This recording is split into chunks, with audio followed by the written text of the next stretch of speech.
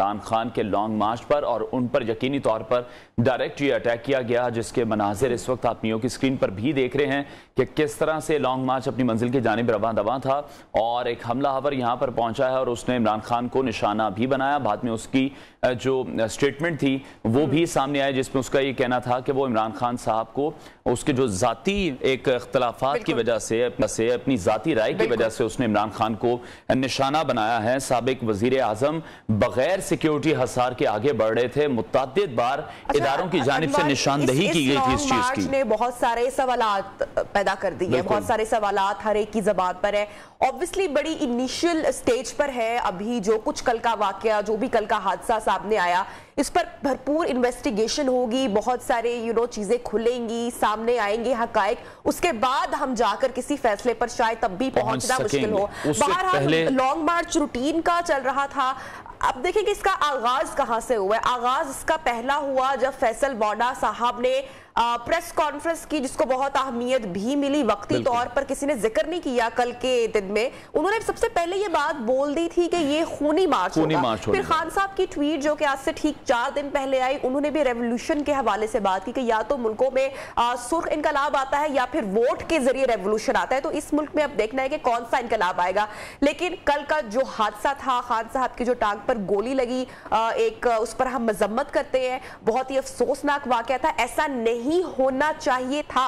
اور اگر ہم پاکستان کے انوار ہسٹری کی بات کریں تو یہ کوئی پہلا واقعہ نہیں ہے۔ کل کا انسیڈنٹ خدا نہ خواستہ اگر عمران خان صاحب کو کچھ ہو جاتا، اور پاکستان میں جتنی بڑی تعداد میں ان کے سپورٹرز یا چاہنے والے ہیں، obviously ہر لیڈرز کے ہوتے ہیں، ہر پارٹی کے ہوتے ہیں، تو یہ انسیڈنٹ ملک کو کہاں پر لے کے جاتا، ملک میں کیا سچویشن ہوتی، یہ ایک اگلی بحث ہے۔ نبیہ، یہ جو کل واقعہ پیش آیا اس میں ہم نے دیکھا کہ دعائیں تھیں عمران خان کے ساتھ، اور ہم بھی ان کے لیے دعا کر رہے ہیں کہ وہ جلد صحت یاب ہوں۔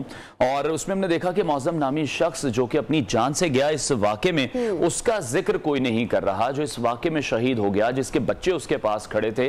وہ دردناک مناظر تھے اس وقت کے جب اس حملہ آور نے خان صاحب پر اٹیک کیا ہے، فائرنگ کی ہے۔ ابتسام جو لڑکا پیچھے موجود تھا، اس نے اس کو پکڑنے کی کوشش کی ہے۔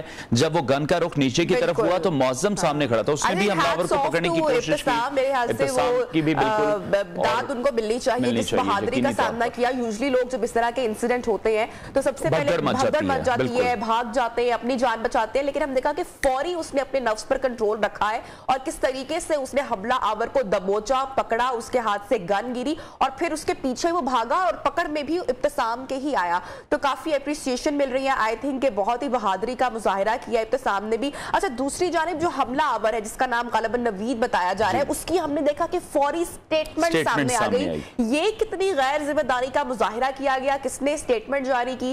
وزیر اعظم شہباز شریف نے بھی اس پر بولا کہ بھی تو انویسٹیگیشن ہونی چاہیے، بہرحال کمیشن بیٹھے گا، انویسٹیگیشن بھی ہوگی۔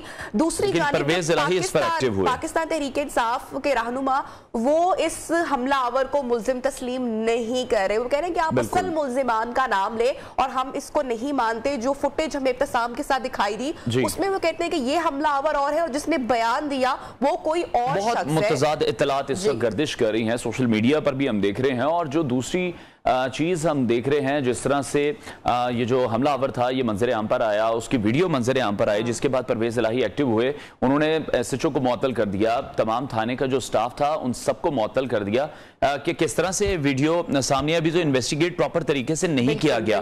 تو کیا عجلت تھی، کیا جلد بازی تھی جو کہ سٹیٹمنٹ سوشل میڈیا پر آ گئی یا مین سٹریم میڈیا پر آ گئی؟ اس کے بعد آج صبح کی بھی ایک ویڈیو اسی حملہ آور کی ہم دیکھ رہے ہیں کہ وہ گردش کر رہی ہے۔ تو اب جب اتنا سخت ایکشن لیا گیا اس کے بعد کس طرح سے یہ ویڈیو جنریٹ ہو سکتی ہے، اور اب یہ ویڈیو کس کی جانب سے سامنے لائی گئی ہے، اس کے خلاف کیا ایکشن لیا جائے گا؟ اور جس طرح نبیہ نے بات کی ہے کہ فیصل واڈا صاحب نے پہلے ہی کہا تھا کہ خون ریزی ہوگی، خونی مارچ ہوگا، میں جنازے دیکھ رہا ہوں، میں لاشیں دیکھ رہا ہوں، تو سب سے پہلے پھر فیصل واڈا صاحب کو انویسٹیگیٹ کرنا چاہیے کہ کس طرح سے انفارمیشن ان کے پاس جنریٹ ہوئی، ان کا سورس آف انفارمیشن کیا تھا، اور اتنی انفارمیشن اگر کلیئر تھی، ایگزیکٹ تھی، جو ہم نے دیکھا کہ کل یہ ایک واقعہ بھی پیش آ گیا، اس کے بعد شاید انویسٹیگیشن جو اپر مینجمنٹ ہے پاکستان تحریک انصاف کی، وہاں سے بھی سٹارٹ ہونی چاہیے۔ اعجاز چودھری کی سٹیٹمنٹ سامنے آئی، انہوں نے کہا تھا کہ کل خان صاحب پر حملہ ہوگا، ان کے پاس یہ انفارمیشن کہاں سے آئی؟ بالکل، اور انوار اگر ہم اس حملے کی بات کریں تو اس میں